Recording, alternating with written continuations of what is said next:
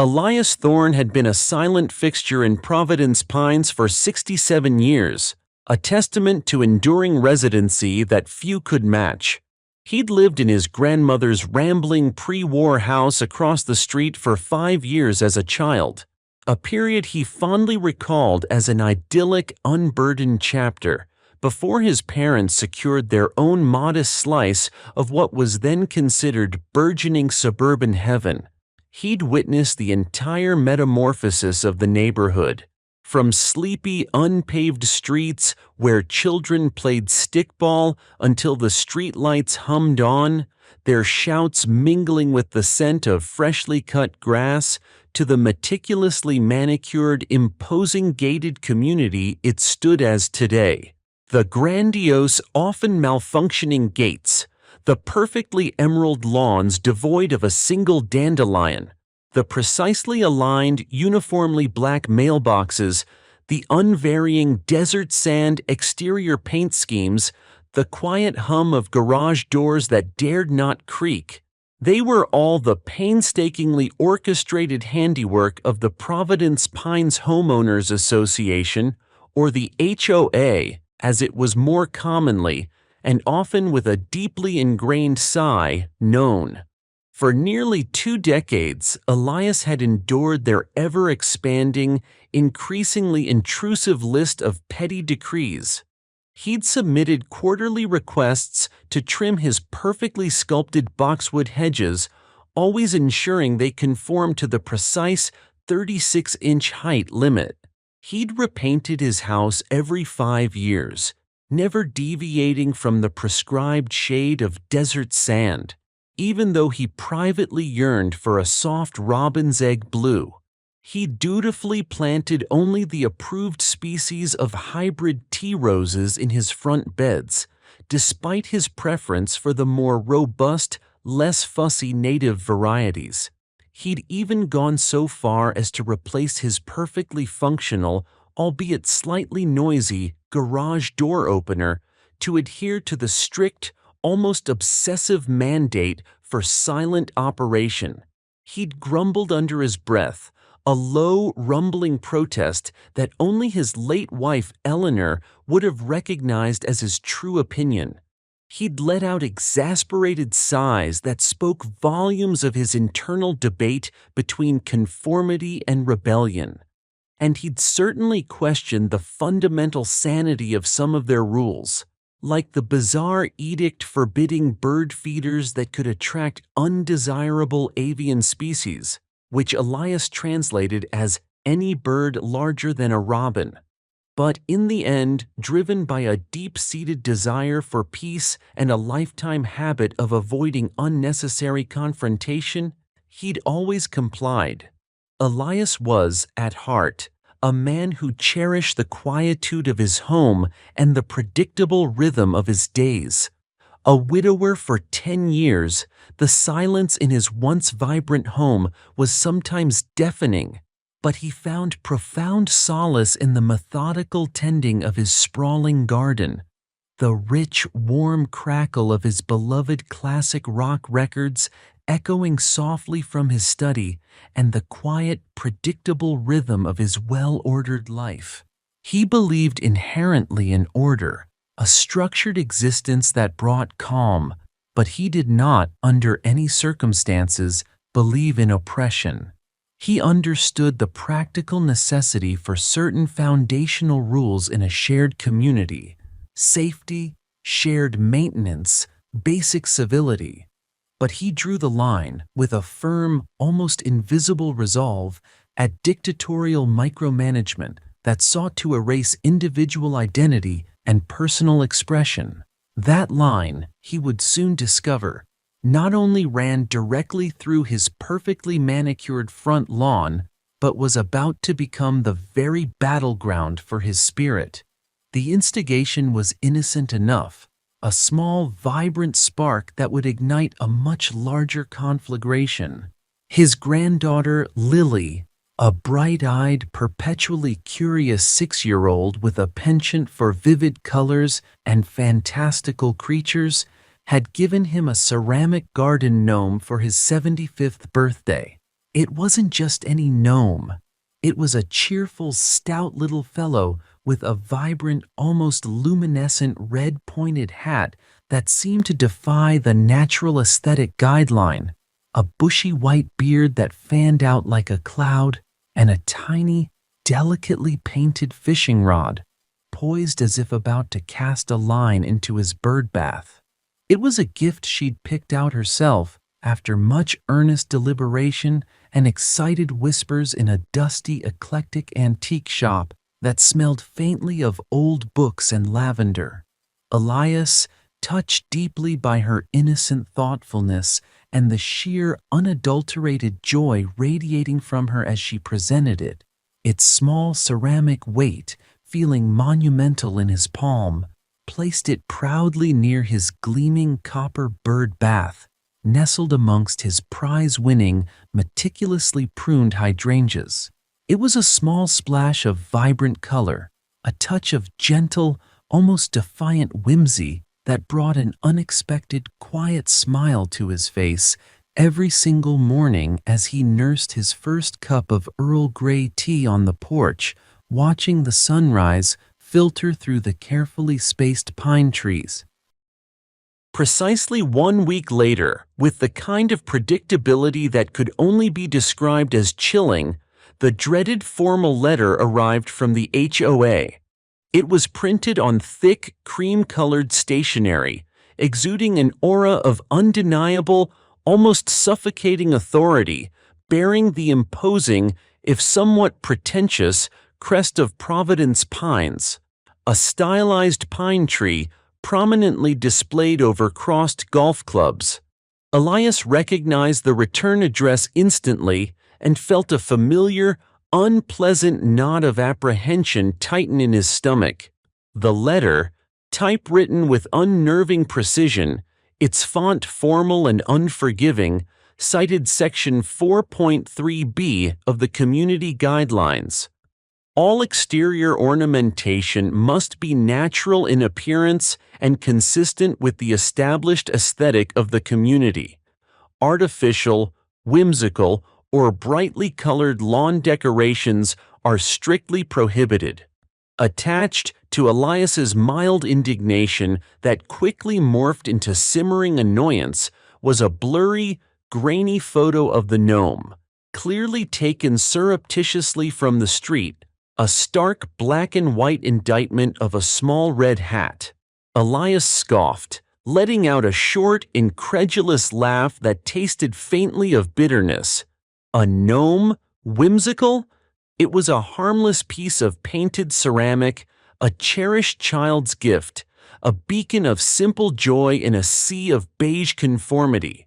He folded the letter with a dismissive snap and with a shrug tossed it onto his perpetually overflowing to-do-later pile, a precarious stack that mostly consisted of gardening catalogs, challenging crossword puzzles, and an instruction manual for a VCR he no longer owned. He simply ignored it, hoping it would, like so many other petty grievances, simply fade into the background. Ignoring the HOA, however, was a tactic akin to ignoring an oncoming freight train that had already rounded the bend. Exactly 2 days later, another letter arrived. This one conspicuously harsher, its tone sharper, more accusatory. It was a formal notice of violation, its red ink warning starkly of a $50 fine if the offending gnome was not removed from his front lawn within a mere 48 hours. Elias sighed, the familiar knot in his stomach tightening into a painful coil.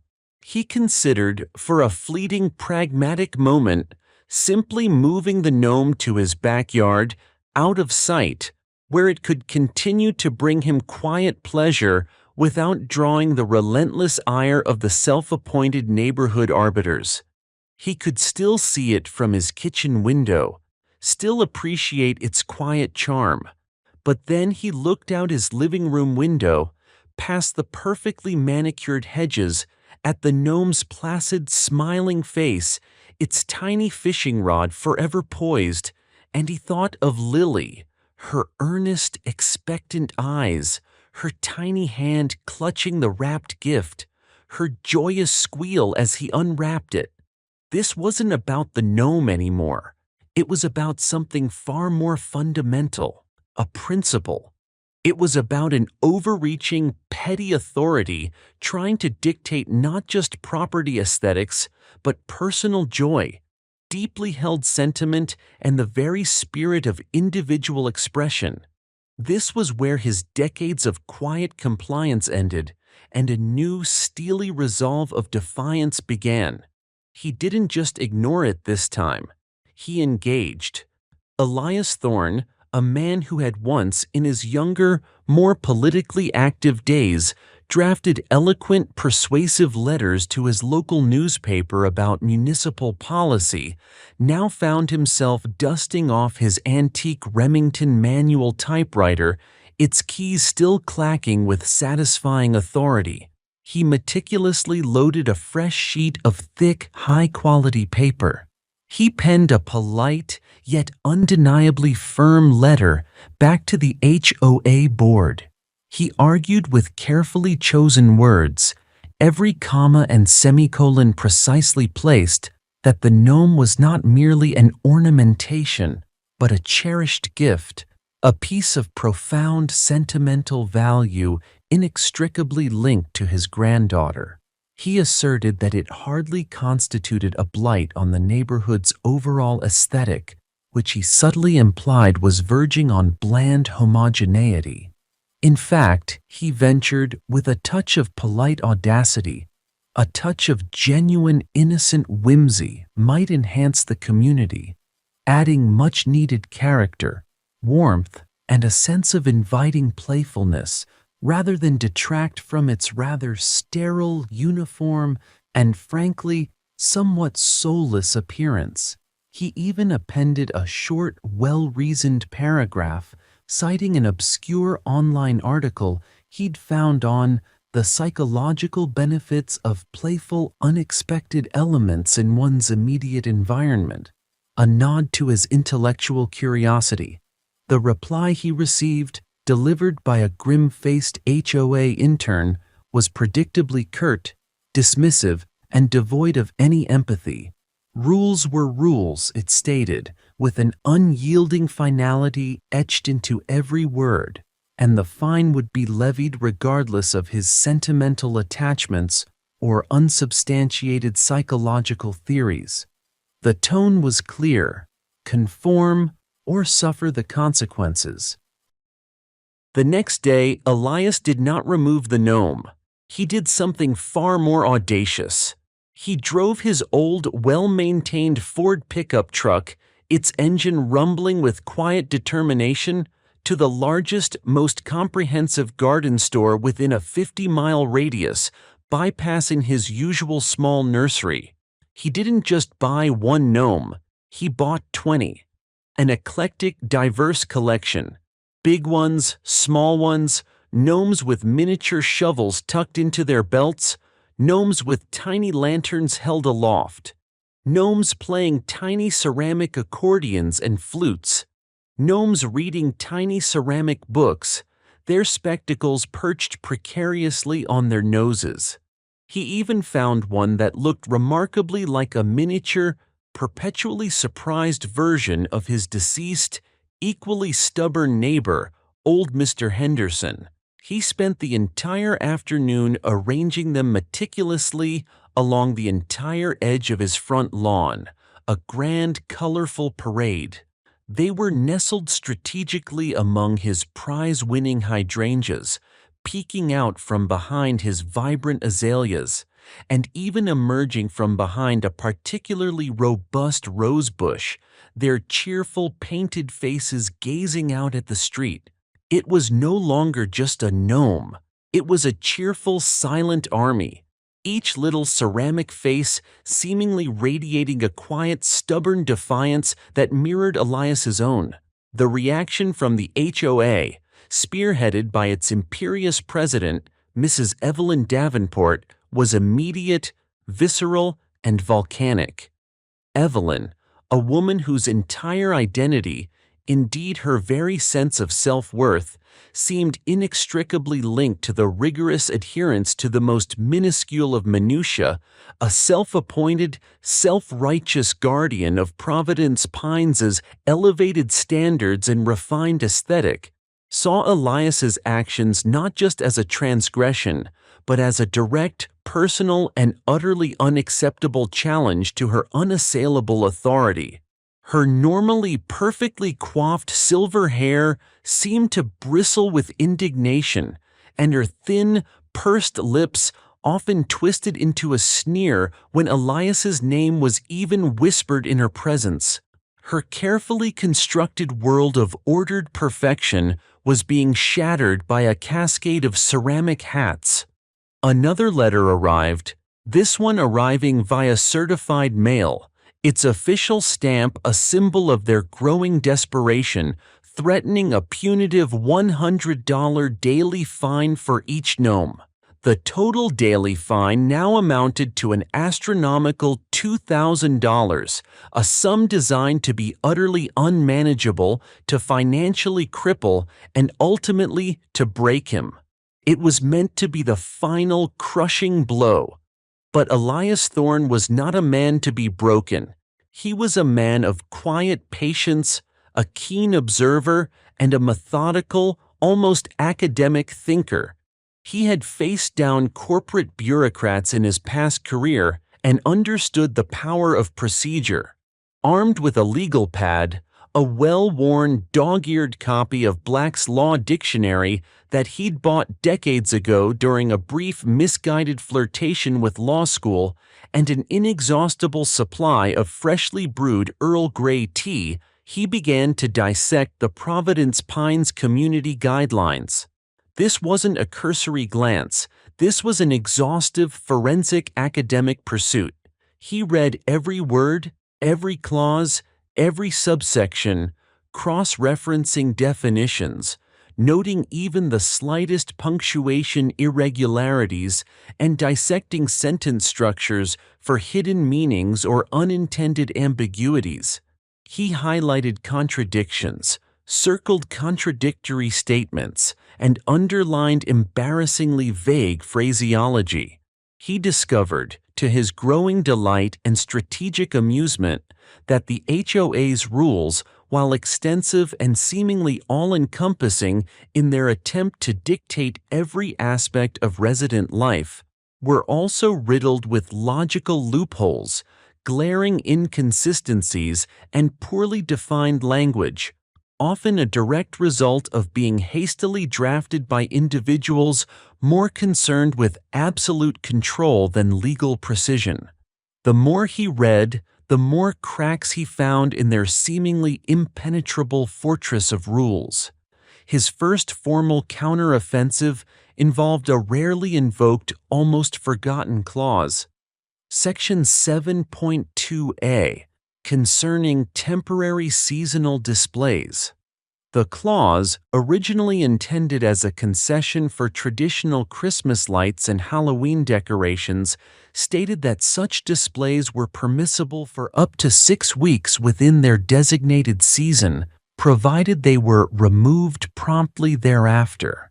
Elias, now a self-taught master of reinterpretation, meticulously typed a legal brief, a document so formal and persuasive that it seemed to mock the HOA's own amateurish correspondence. This brief, delivered to Mrs. Davenport via a bewildered but highly amused courier, argued with irrefutable logic that his gnomes constituted a seasonal display of whimsical garden art intended specifically for the spring and summer months. He even cited a local gardening magazine article that discussed the seasonal resurgence of garden gnome popularity during the warmer seasons. Therefore, he concluded, the prohibition of artificial, whimsical, or brightly colored lawn decorations, Section 4.3b, could not possibly apply, as Section 7.2a, which addressed temporary installations, clearly took precedence implicitly allowing for such seasonal expressions. The HOA's retained legal team, a local firm accustomed to simply rubber stamping their dictates and sending boilerplate threats without any real challenge, was genuinely stumped. Their usual tactics failed against Elias's precise, legally sound arguments.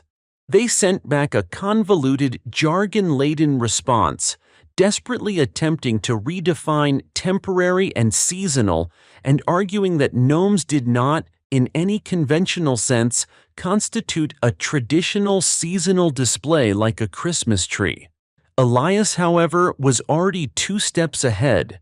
He had simultaneously filed a formal complaint with the county's Consumer Affairs Division, citing the HOA's blatant inconsistent enforcement practices and arbitrary interpretation of its own bylaws, pointing out that their definition of seasonal seemed to conveniently and suspiciously exclude spring and summer, the very seasons when garden art was most prevalent. The Consumer Affairs Office, weary of frequent HOA complaints, took note. While that bureaucratic battle unfolded in the background, a slow, grinding process of legal back and forth, Elias launched his second phase, a more audacious challenge to their concept of uniformity. He scrutinized Section 5.1c, which mandated uniformity of mailboxes. Crucially, it provided no specific dimensions or material requirements for the posts supporting the mailboxes. The rule focused solely on the mailbox unit itself. All mailboxes shall be standard size, black, and affixed to the right side of the driveway entrance. Elias, seeing a gaping opportunity in this omission, replaced his perfectly standard black mailbox unit's post with a massive hand-carved oak pillar. It stood nearly 5 feet tall, thick and sturdy, intricately adorned with swirling Celtic knots and symbols, meticulously carved by a local artisan he'd commissioned with a knowing wink. And at the very top, a tiny, unassuming gnome, no bigger than his thumb, peered down from the peak, a silent, defiant sentinel. The mailbox itself remained the approved uniform black, exactly as stipulated. The HOA, predictably, sent a furious cease and desist letter, its language even more aggressive than previous ones, citing the non-conforming and visually disruptive nature of the post. Elias replied with yet another meticulously researched brief, complete with photocopies of historical precedents for diverse mailbox post variations from various architectural eras and regions, arguing passionately that the post did not, in fact, violate the uniformity of the mailbox unit itself. He even appended a note about the inherent artistic merit of the carving, subtly suggesting it enhanced the neighborhood's overall aesthetic rather than detracted from it, implying that the HOA lacked a true appreciation for art. He didn't stop there. His eye for meticulous detail, honed by years of deciphering complex gardening instructions, navigating labyrinthine corporate policies, and balancing intricate financial ledgers, proved invaluable. He discovered Section 6.4, a lengthy clause which dictated approved landscaping materials, specifying acceptable plants, mulches, and borders, down to the type of gravel permitted. Critically, however, it failed to explicitly prohibit potted plants on driveways, as long as they didn't impede vehicle access or pedestrian flow. The next day, Elias's perfectly manicured asphalt driveway transformed into a verdant, vibrant oasis of hundreds of potted plants. There were towering ferns creating miniature green walls, vibrant fuchsias spilling cascades of crimson and purple, cheerfully cascading petunias in every hue imaginable, and stately sunflowers standing tall, their golden heads tracking the sun. Each one was a riot of color and foliage, strategically placed with the precision of a military strategist, creating a lush, botanical maze that remarkably left just enough room for his car to navigate with careful, almost surgical precision. The HOA screamed obstruction, their usual threats now tinged with a note of genuine desperation. Elias, prepared for this, countered with precise measurements, painstakingly documenting the exact clearance for his vehicle and, crucially, for a standard-sized wheelchair, proving beyond a doubt that his car could easily navigate the botanical labyrinth. He even included a professionally drawn diagram, complete with exact dimensions, turning radii, and annotated arrows showing clear pathways. He was playing chess, and they were playing checkers. The HOA meetings, once predictable affairs of mundane budget reports and minor architectural review grievances, had, over the past few months, become tense, uncomfortable battlegrounds. Mrs. Davenport, her face often a shade of fiery puce that clashed terribly with her carefully applied blush, would pound the gavel with furious abandon and launch into prolonged, indignant tirades against Elias's blatant disregard for community standards and his provocative acts of defiance that threaten property values and our very way of life. Her voice, already shrill, would rise to a piercing crescendo as she enumerated the mounting astronomical fines levied against him, as if the sheer sum alone would crush his spirit. Other residents, initially simply amused by Elias's eccentric and increasingly bold defiance, began to openly take sides. Some, those long resentful of the HOA's draconian grip on their lives, their suppressed desires for individuality, and their heavy-handed, often inconsistent enforcement, secretly cheered him on, exchanging knowing glances and quiet nods of approval across the packed meeting room. A few even offered him coffee and homemade cookies before the meetings, a subtle gesture of solidarity. Others, however, genuinely fearful of property values plummeting due to Elias's perceived eccentricities, and the growing notoriety that now clung to Providence Pines like a persistent morning fog, staunchly aligned with Mrs. Davenport, grumbling loudly about that old man's antics and the absolute need for order above all else. Whispers turned to arguments, and arguments turned to simmering resentment. Elias, however, wasn't just disrupting. He was observing, learning, and gathering intelligence with the precision of a seasoned detective. He noticed the casual, almost dismissive way Mrs. Davenport brushed off financial inquiries during meetings, the conspicuous lack of itemized receipts for larger expenditures, and the vague, almost nonsensical line items in the HOA's budgeting reports. His analytical mind, sharpened by years as a logistics manager before retirement, where he had to track every penny and every supply chain detail, instantly recognized the glaring red flags. He began a systematic campaign, leveraging Section 3.1A, a rarely invoked clause that guaranteed full and unredacted access to all financial records for dues-paying members. The HOA stalled, citing privacy concerns and claiming the information was proprietary. Elias, however, was prepared. He arrived at the HOA office with photocopies of relevant state statutes, reminding them, politely but firmly, of the open records laws specifically applicable to nonprofit organizations like HOAs. When they finally, grudgingly, provided heavily redacted, disorganized documents, a chaotic stack of invoices, bank statements, and vague ledger entries, Elias knew he had them.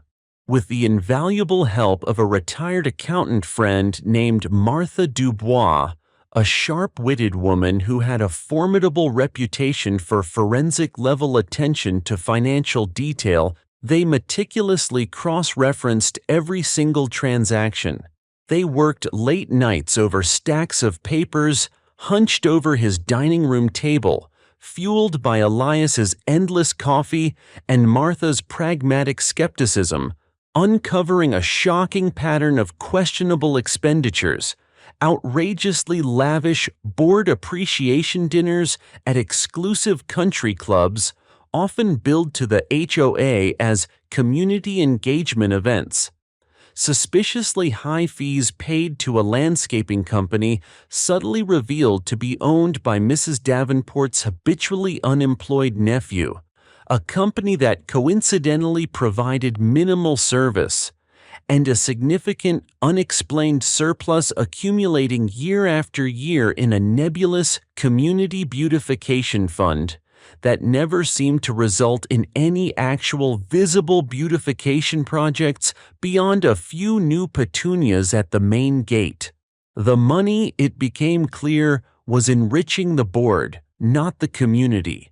He compiled a devastatingly comprehensive report, a thick binder filled with meticulously organized spreadsheets, damning copies of suspicious invoices, and relevant bylaw citations. It was a masterclass in exposing corruption. He circulated it anonymously at first, slipping copies under doors in the dead of night and leaving them on communal benches in the pre-dawn hours. The whispers started, tentative at first, then growing louder, fueled by outrage and a shared sense of betrayal. Then, after the initial shock and rumor mill had done its work, he released it openly, distributing copies at the next contentious HOA meeting and publishing it on a hastily created, anonymous community website he'd enlisted a tech-savvy grandchild of a friend to set up.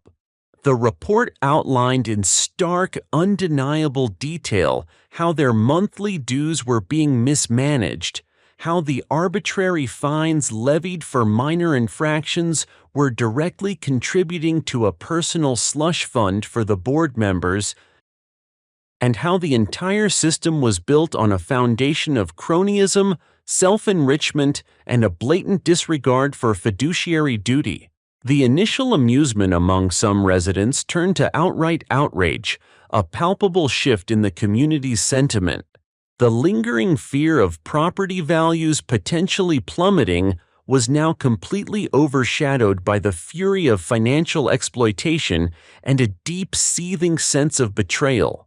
The HOA, once seen as a necessary evil, was now irrevocably exposed as a corrupt, self-serving entity, a parasite on the community it was supposed to serve.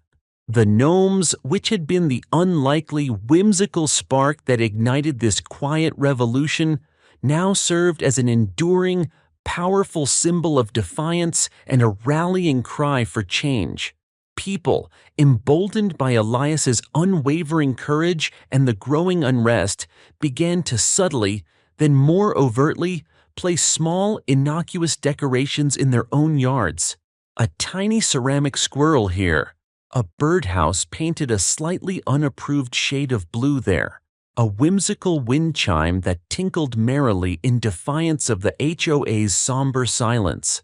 It was a quiet, almost imperceptible rebellion at first, a collective sigh of freedom, inspired entirely by Elias's steadfastness. The fines continued to accumulate on his account, now a staggering amount, but they became badges of honor, proof of his unwavering commitment to a cause larger than himself. He wasn't just fighting for gnomes, he was fighting for the soul of Providence Pines. At the annual HOA election, Mrs. Evelyn Davenport, blinded by her own self-importance and a lifetime of unchallenged authority that had made her utterly deaf to the murmurs of discontent, expected her usual landslide victory, a mere formality. She had no idea the true extent of Elias's meticulously planned and executed campaign. A campaign waged not with grand rallies, but with quiet, methodical precision. He hadn't just fought their arbitrary rules. He'd systematically exposed their deep-seated corruption and meticulously dismantled their legal facade piece by painstaking piece. He'd thoroughly documented every single abuse, from the arbitrary fines to the blatant financial improprieties. He'd even helped organize a small but increasingly vocal group of residents who had been similarly victimized by unfair fines or felt ignored and dismissed by the board. This wasn't just about a local election. It was about reclaiming their community. On election night, the Providence Pines Community Center was packed to capacity, buzzing with an unusual, almost electric intensity. The air crackled with anticipation, a feeling akin to the moments before a storm. Elias, usually a quiet, unassuming presence, walked slowly but deliberately to the podium, a figure of surprising gravitas. He didn't rant or shout, didn't resort to inflammatory rhetoric.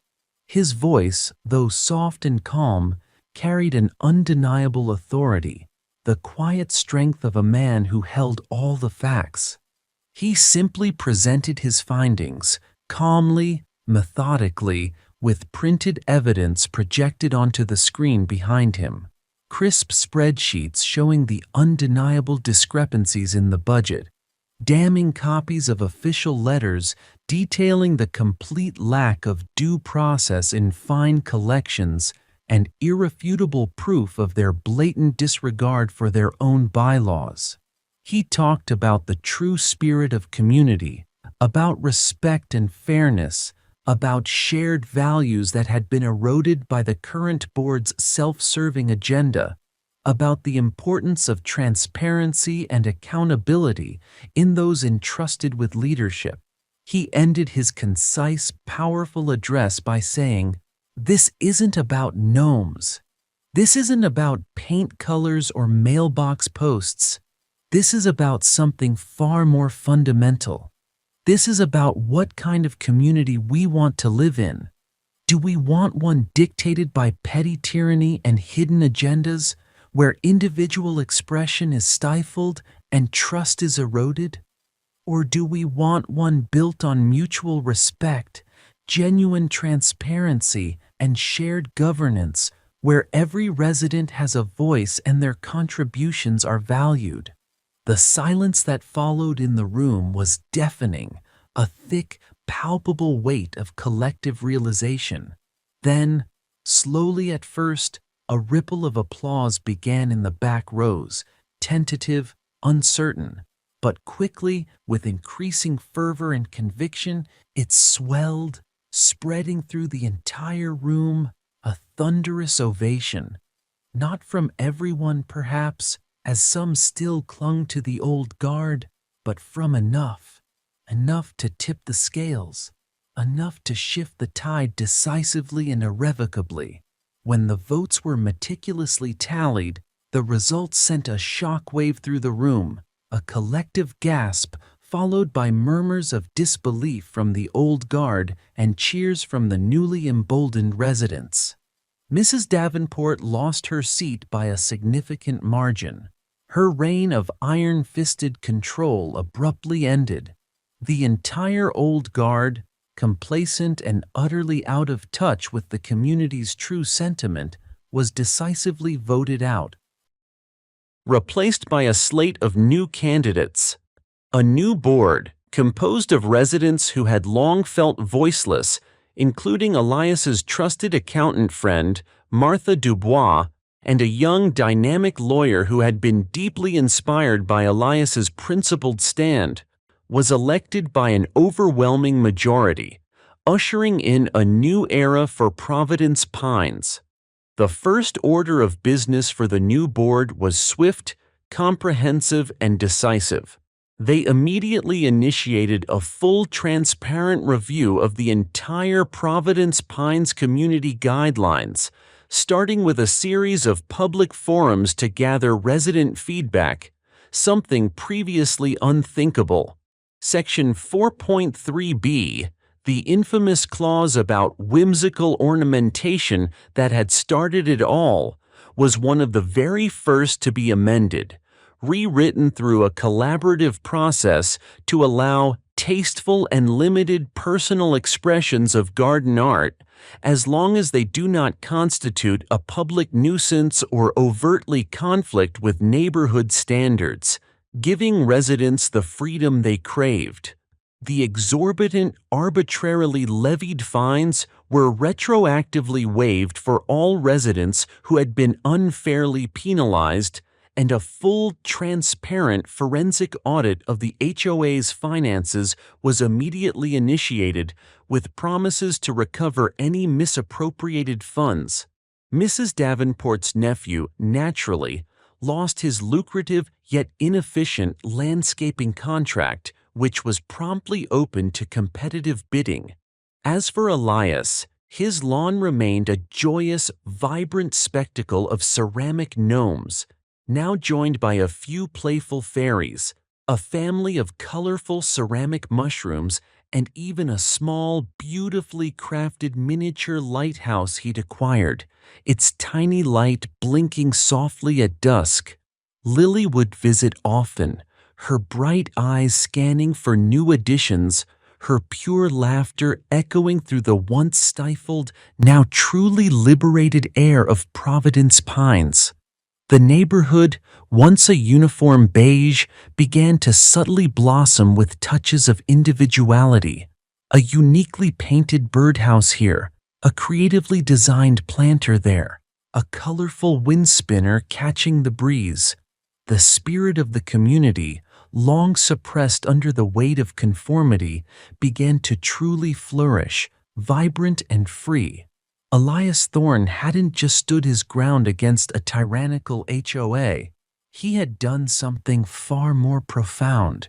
He proved that even the most entrenched, seemingly unchallengeable authority could be systematically dismantled, not with a sledgehammer and angry protests, but with a quiet dignity, an unwavering adherence to principle, a meticulous understanding of the rule book, and the strategic, unyielding application of truth. He showed Providence Pines that a community truly thrives when its spirit is free, when its members are respected, and when governance is transparent and fair, not when it's tightly controlled by an arbitrary iron fist. And sometimes, just sometimes, all it takes is a single, determined old man and a garden full of gnomes to change everything, to remind an entire neighborhood of the true meaning of home.